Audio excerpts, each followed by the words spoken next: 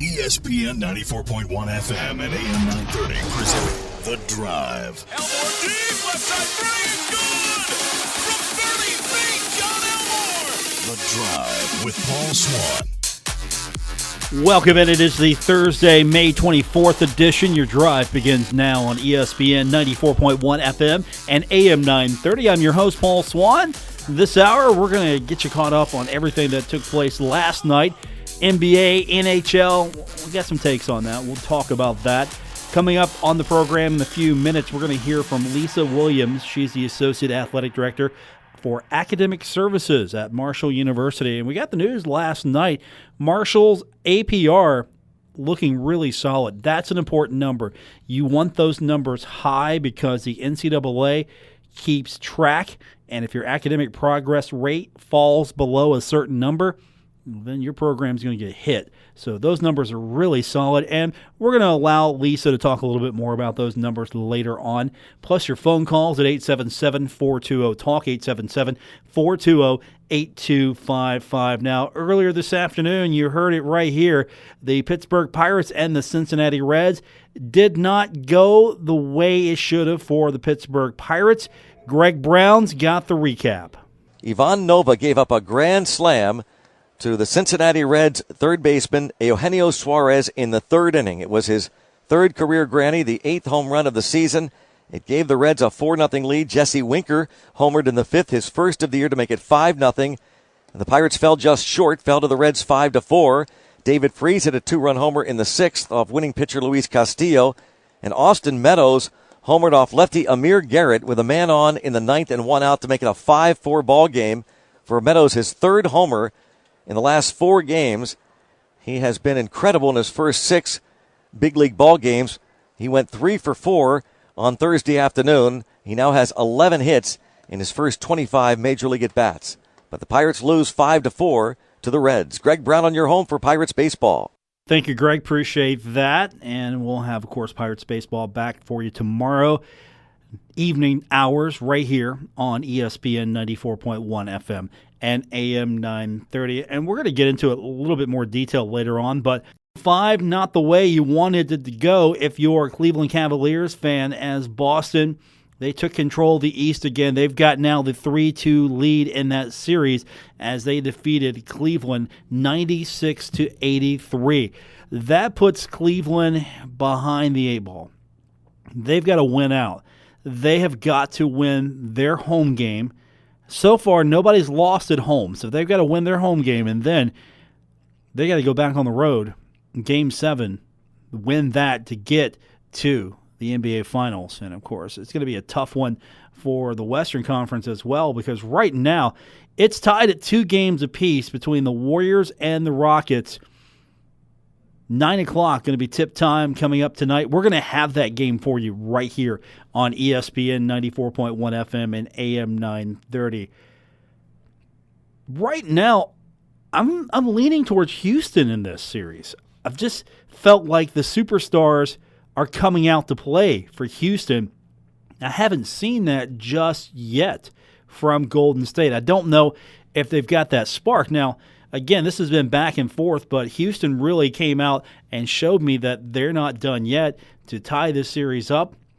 Whoever wins Game 5 has got a great shot of winning either 6 or 7 and putting the other team to the postseason purgatory of watching from home. I like the Houston Rockets' chances. We'll break this down a little bit later on. Of course, it's coming up tonight again right here on ESPN 94.1 FM and AM 930. And I'm excited. I'm actually excited. I'm more excited for Houston, I think, on the West side than I am for anybody coming out of the East. There's even some talk that maybe LeBron James is looking a little tired, that he's not as fresh as he once was. Well, yeah, he's an older player. So I don't know if that's a fair criticism because, well, he's an older player. But right now, it just feels like it's LeBron and everybody else, and I don't know what it's going to take to get them past the Celtics. Celtics are definitely the younger, fresher team.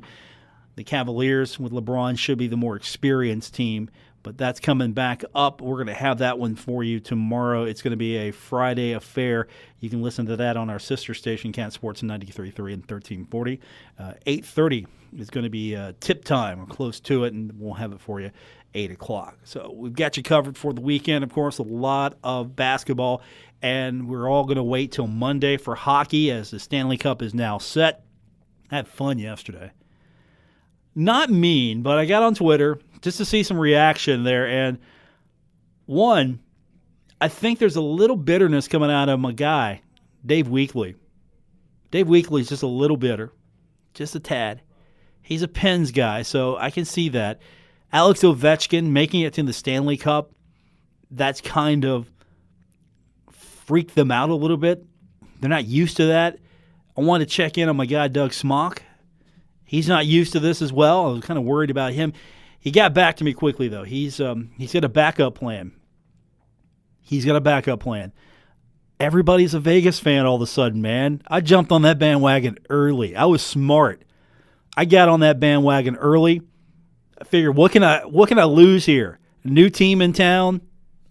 That could be my West Coast team. I need a good West Coast team when my Rangers aren't in contention, and sometimes that's more than not. So I need a good West Coast team, somebody I can get behind, have some fun with. I like Vegas. Love the city of Vegas, actually. I'm good. Everybody's on that bandwagon today. Now, we'll see what happens after the Stanley Cup's over if everybody just goes their separate ways. But I'm feeling that the team everyone is rooting for is Vegas. It feels like everyone's got together. The NHL has band together. Fans of the NHL has band together to root against Alex Ovechkin. Come on, Ovi hasn't been there. Give him some love. Give him an opportunity there. I was actually happy that they beat Tampa Bay. I'm not against Tampa Bay. I just wanted to see Alex Ovechkin at least have the opportunity. He's a good player. He's a great villain for a lot of you, but he's a good player as well. And it's good to see he's got this point in his career. He's finally got to a Stanley Cup final.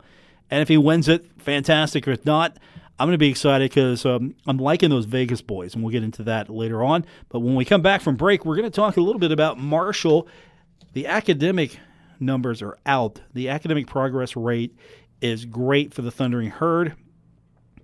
There were several programs with a perfect single-year APR of 1,000. So we'll get into those programs, talk about why this is important, not just to the student-athletes, but to the athletic programs in general.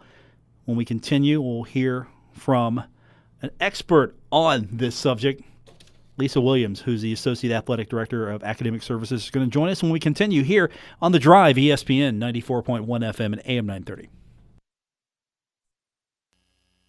You're listening to The Drive with Paul Swann on ESPN 94.1 FM and AM 930.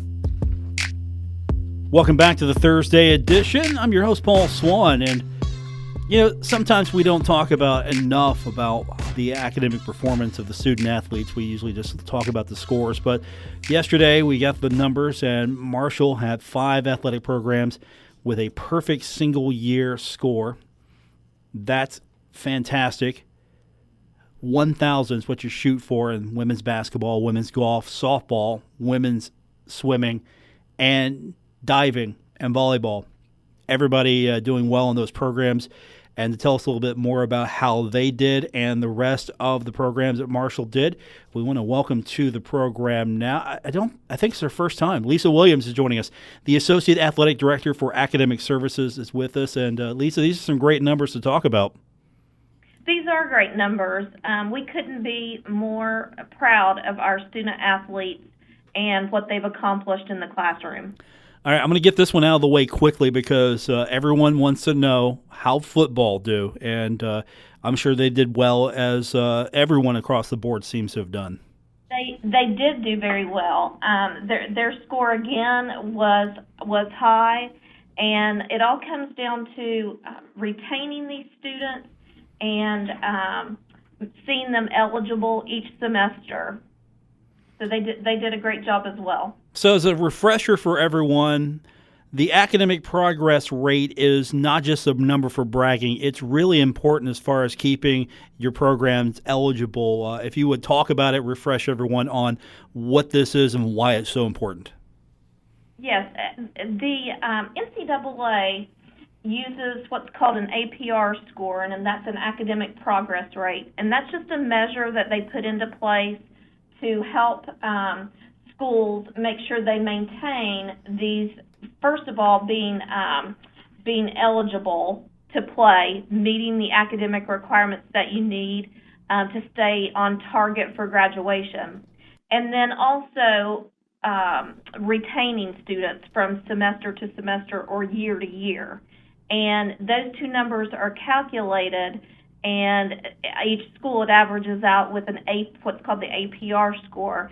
And that APR score dictates if a school is going to remain funded and not suffer any sort of detriment to the program or any kind of penalty. It's also nice to hear these numbers because this is proof positive that, okay, Marshall University, and you can only speak for your program, but Marshall University has put the energy into making sure that this isn't just a factory for athletes. The student athlete is coming in. It's actually a situation where they're being a student and an athlete, and here's the proof right here in the numbers. Definitely. I have to say that when this academic facility was built several years ago, and we went from being in students went from like a study lab of 15 computers, and with this facility now, we have a 100 computer lab. We have the capability of being able to give students the time and the facilities that they need to be able to do well academically. We've got a lot more tutors that we have helping our students, and it's just a great facility, and we couldn't be more thankful to the donors who made that a reality. I think that's been very key into helping our scores improve and helping our GPAs improve. Why do you feel that it's important to have such a facility like this? The student athlete has, I'm sure, all of the same problems as a regular student, but I know they've got to take care of being a student and an athlete. Why do you feel then it's so important that you have this, I don't want to say extra help, but these are fantastic facilities, and sometimes I don't think people realize a lot is being asked of these kids, not only to maintain their classroom work, but to maintain their athletic performance and their work when they're performing. That is very true. And until you actually see what a student athlete goes through on a daily basis and see what their schedule is like on a daily basis, these kids get up before the break of dawn. They're going out, they're doing their workouts, hitting the training room. They are then, going straight to the classroom, and they go from class to class. They try to squeeze in their lunch and back to classes again in the afternoon. Then they're trying to go to practice and squeeze in dinner. And then when are they going to do their homework and do the things, all the assignments that they need to do for their classes? And that's where this facility, in the evenings, you really would not believe the number of students who are in this facility. When you see it firsthand, it makes you really wonder how in the world this happened before this facility was built. We will have every computer in the evenings, 100 computers filled up, and a lot of students with tutors, and it takes a lot of people to really keep this going, and the students are just doing very well with this kind of atmosphere. Lisa Williams is our guest. She's the Associate Athletic Director for Academic Services at Marshall University. And how would you compare how Marshall's performed against Conference USA?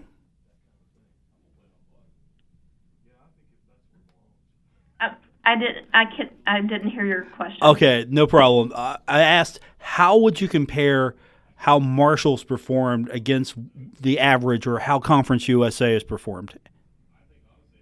On the academic progress rate? Yes. Yeah. How does Marshall compare to Conference USA?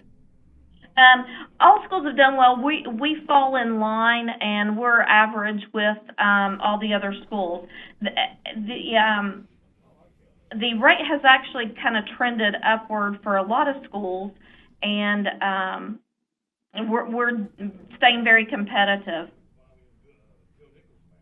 Marshall University, of course, boasting several perfect numbers in a single year. And they were women's basketball, women's golf, softball, women's swimming and diving, and volleyball. So those programs have all excelled. And swimming and diving and volleyball have had perfect scores for 3 consecutive years. What are they doing that maybe some of the other programs should start emulating to try to boost their scores? Not that the scores are low to begin with. Right. These students, they really outshine in the classroom, and I will say that some of that comes from the coaching perspective, and some maybe place a higher being competitive with other schools. They like to compete to have a better score. So some of these students are just outshine in the classroom, and we're lucky to have some of our sports that they just get perfect GPAs. We have almost 50 students who got a 4.0 GPA this semester, and that's really something to brag about. Is there a particular sport that's tougher to be a student athlete in than, say, another sport? I don't want to take away from one from the other, but I can imagine that it's super difficult to be a student athlete in a football environment compared to, and I don't want to pick on Coach Grove, but say the men's golf team. Correct. Yes, definitely. And if I had to say, probably our biggest place that we need help is with baseball. Those kids are having to travel every weekend. Every time they play, even a home game, they're having to drive to Charleston to do that. That's the sport that men's baseball is the sport that suffers the most in the classroom and having missed school days.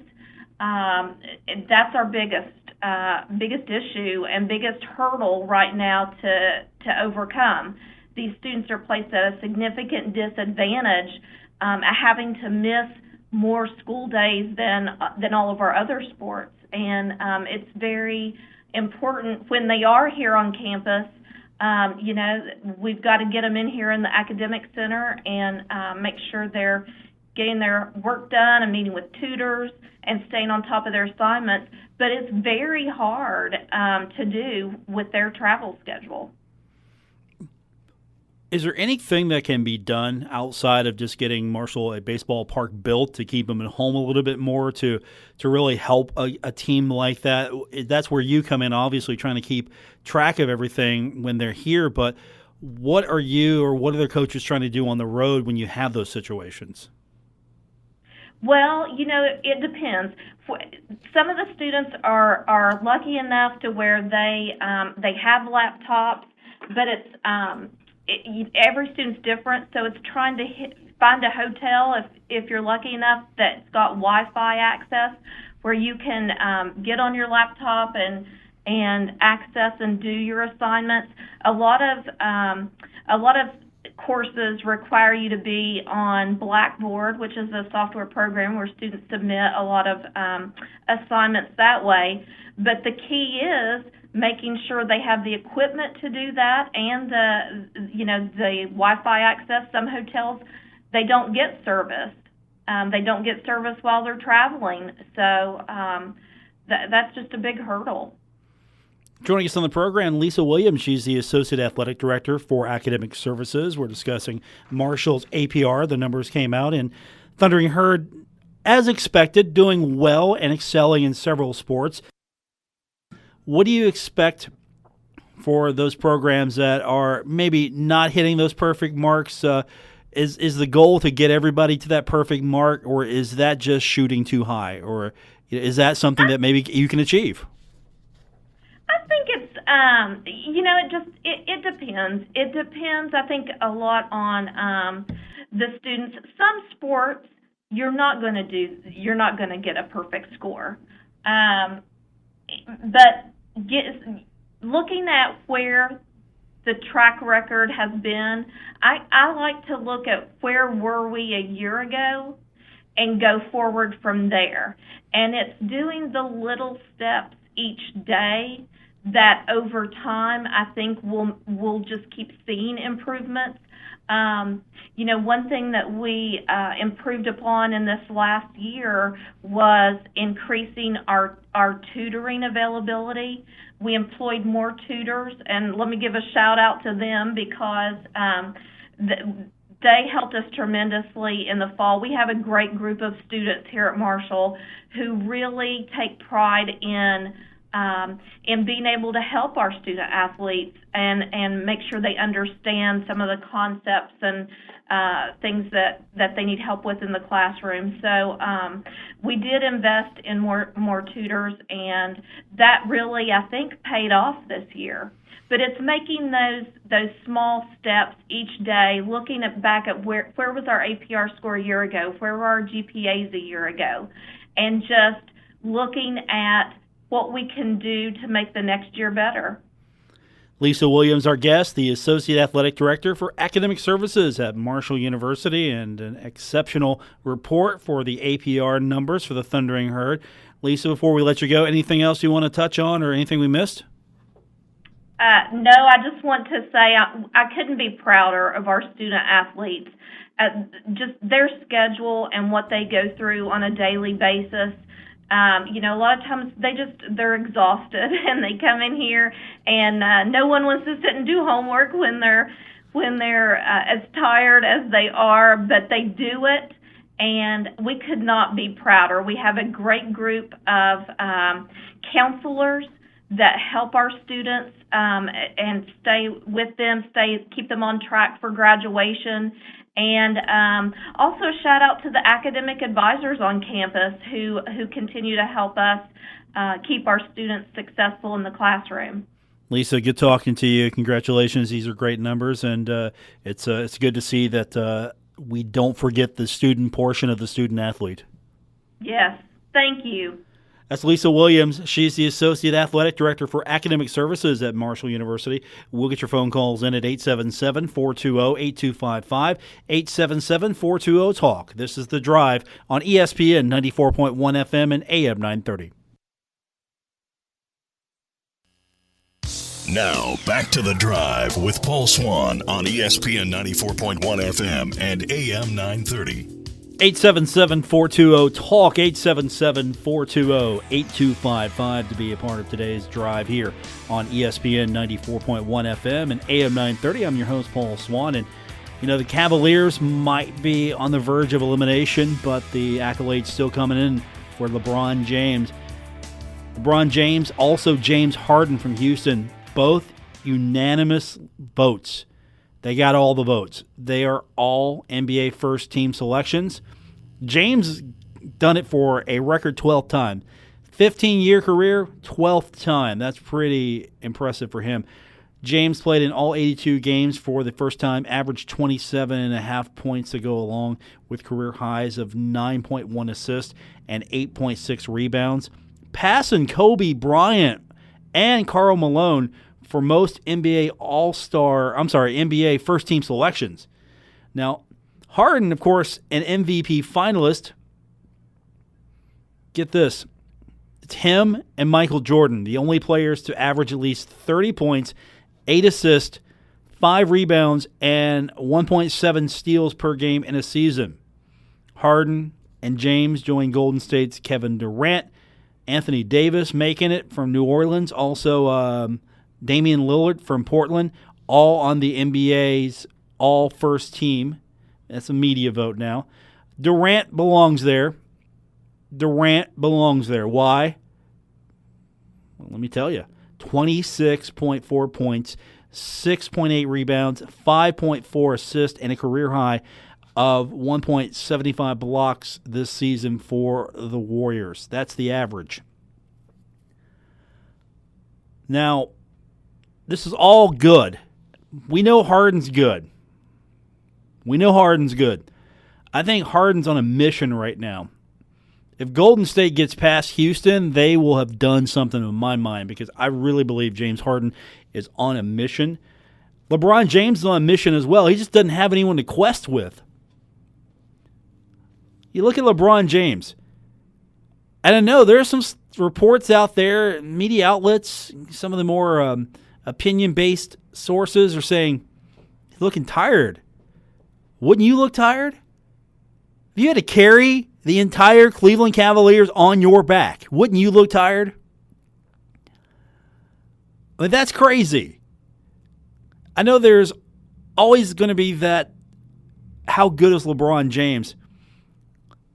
LeBron needs some help. LeBron can't do it all alone. You can't play 5-on-1, which it feels like sometimes. And other times, it's LeBron, I think he's saving some energy out there. He just looks tired. But he's still showing up. I kind of question him in Game 1 against the Celtics. I thought he was a little lax on defense. But he's looking to score. He's got to. He's got to put the points in. Now, we have seen the Cavaliers down before. We have seen them in situations where they have faced elimination, and they have come back. I just don't know how much gas they will have in the tank if they can come back, win this series, because they're on the verge of elimination now, and then face either Houston or Golden State. Then again, I don't know how much gas any of those teams are going to have. These two teams are battling back and forth. I think if anyone can go 7, it's probably going to be Golden State and Houston. That's going to go 7. And I'm not sure yet. The Cavaliers have held home, so this could go 7 as well in the East. All I know is more basketball for us. And don't forget, we've got basketball action throughout the playoffs. You can listen to the games here on ESPN 94.1 FM and AM 930, also on Cat Sports 93.3 and 1340. So if you're looking for a game, we've got you covered as far as that is concerned. So I'm not sure, though. I don't think the Celtics are going to let up. I mean, it was close. It was close, but you're getting some great play from Boston. I mean, Jason Tatum had 24 points in that game. Al Horford had 15, and he had 12 rebounds as well.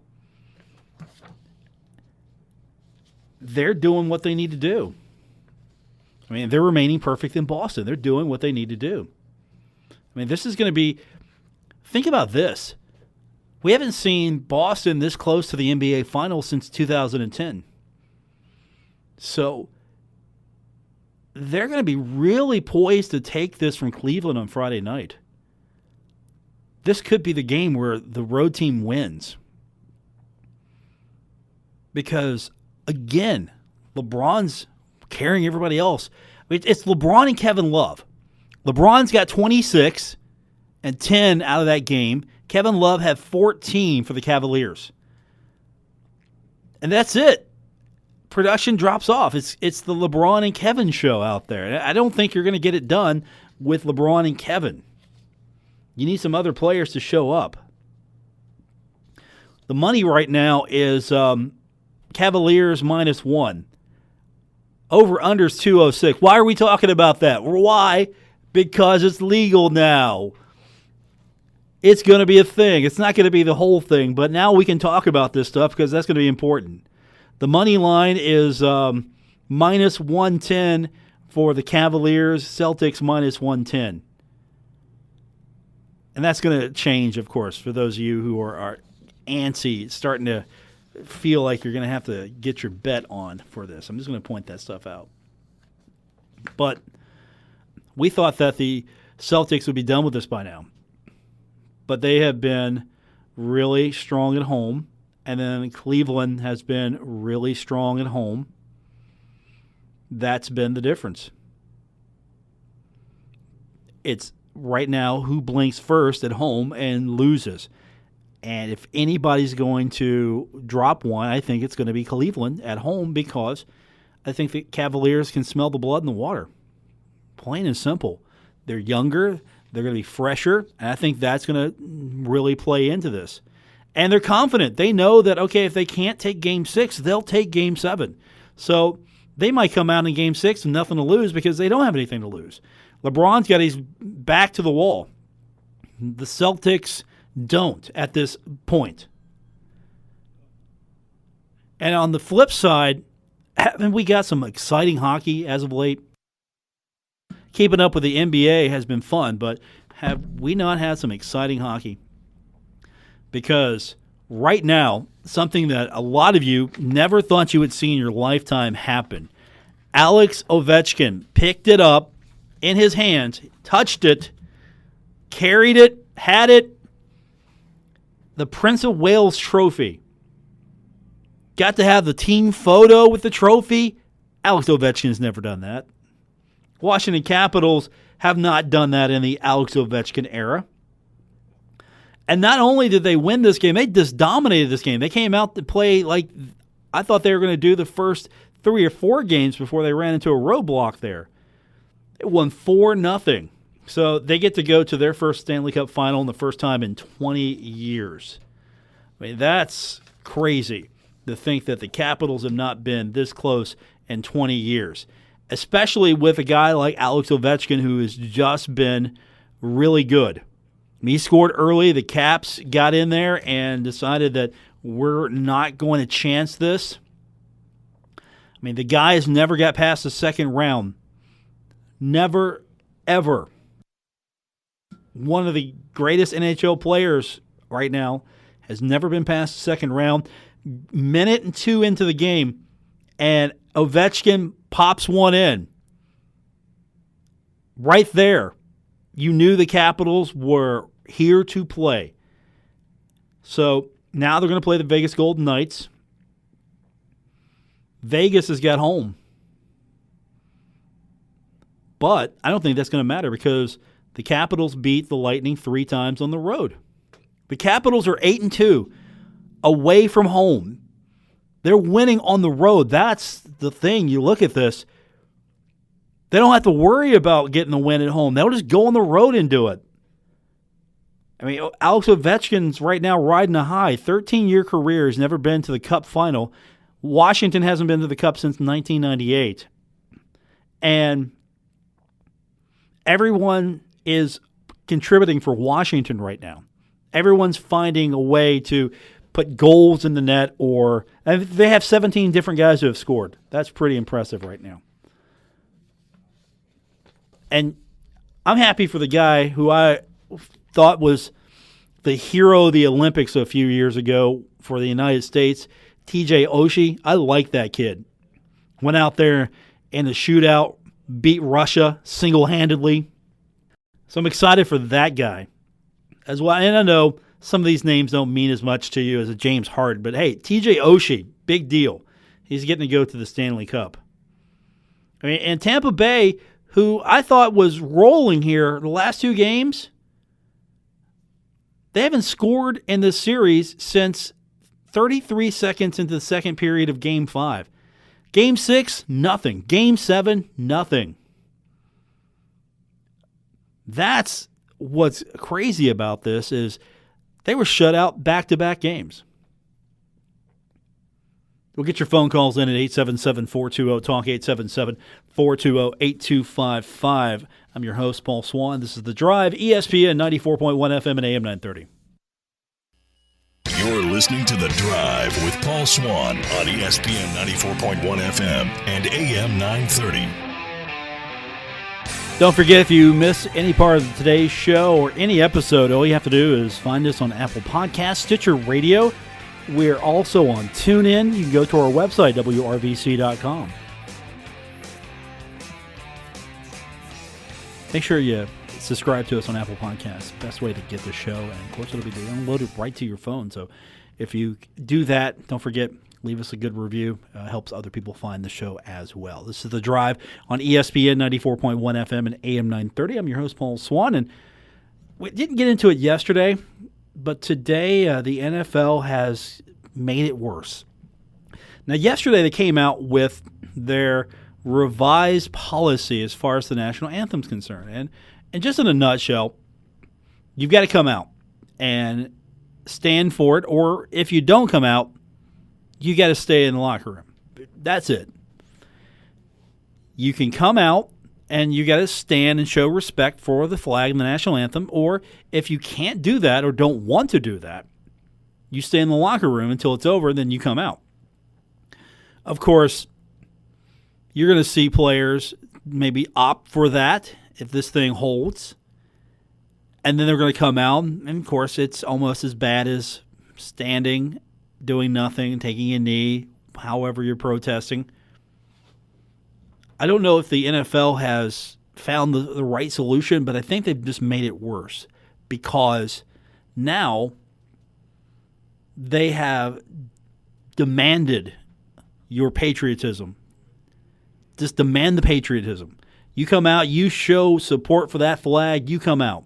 Or if you don't, you just sit back there, and they're going to get labeled, obviously. Now, the NBA is a little bit smarter about it because you don't see the players on the court until the anthem's over. And now we find out that, unfortunately, the NFL didn't really take a vote on this. They didn't take a roll call when they passed this. They called for a show of hands. This is an unofficial process. Basically, hey, who thinks this is a great idea? Show your hands. Okay, great. We're going to do this. They considered that a vote. This is a show of hands. So there wasn't really a roll call. Hey, how does Dallas vote? Well, we vote for this. How does Cincinnati vote? We vote for this. None of that. It was, hey, raise your hands. You think this is good? Okay, good. All right, we've got it. They didn't want this to fail, obviously. The officials who put this forth, the NFL. So they debated for this, and they called for a show of hands. I don't know why you don't just come out and put it down officially. Hey, here's where we stand. And this is going to, of course, be debated, and it's going to be questioned. The Players Association is going to go through this, and because this isn't something that you can negotiate. This is going to be in the ops manual. This isn't part of the collective bargaining agreement. Nothing is going to happen through that because of the way they did this. And here's the kicker on this. The policy subjects teams to a fine if a player or other team personnel do not show respect for the anthem. That includes attempts to sit or kneel. And you've seen that across the NFL. Players have done this the past couple of years. They are protesting racial inequality and police brutality. Doesn't matter what I think about this. If I agree or disagree with their protest, the fact is the NFL, the way this was set up years ago, didn't specify what you had to do. They wanted to wrap themselves in the flag. We're the patriotic league. And I love the flag more than anybody else, right? I mean, you know that. Come Olympic time, I'm red, white, and blue all the way. U.S. is playing tiddlywinks against Russia. I'm there, man. I'm there. Let's do it. Let's get it on. I just don't know if we're going about this the wrong way. Maybe they should have just backed themselves up a little bit from this. Let's wrap ourselves in the flag and avoid this by doing maybe what the NBA is doing. You have the anthem, and then players come out, because the way this is really restricting to the players. And the current mood here around this, which, I'm sorry, I don't want politics injected into my sports. And yes, it has by the players to a degree because they are protesting. And that's on the NFL to a degree because the way they set this up prior to this rule change. And they're making it worse here with their straw vote now. It's a unanimous vote. It wasn't unanimous because San Francisco's 49ers owner, Jed York, said he abstained. So he abstained. Sources, according to ESPN report, Oakland Raiders owner Mark Davis abstained as well. NFL said that's not true. And then President Trump, he told his favorite media outlet, Fox and Friends, that the NFL was doing the right thing. And so now the anthem policy is going to be part of the NFL's game operations manual, and it's not subject, as I mentioned, to the collective bargaining. The Players Association, they're going to review this. They're going to challenge any aspect that is inconsistent with the CBA. I don't think you need to bring them out for the anthem. I don't know if that is going to work now, because that might be, well, you're taking their opportunity away to protest. No, not necessarily. They can protest. Just, I would separate what they do on the field off the field. I wouldn't just, hey, let's parade them out there. If you're out here, you got to stand. I don't know if you can get around this, at least in this manner. But it seems like the NFL's doubled down on wrapping themselves in the flag. And they've done it the wrong way. They didn't talk to anybody. They didn't consult with anybody. They didn't put this to official vote. They didn't talk to the Players Association. Because without the players, you don't have a league. Of course, it's 50-50. It's 50-50. The owners and the players are all in this together. And really, how many times, look around when you see the national anthem being played. Look around how many people in the stadium are taking their hats off. How many people in the stadium are checking their Facebook, doing a status update, texting on the phone, having conversations. How many people in the stands are really standing up, being patriotic? That's a fair question. So I think this is open for a little debate here.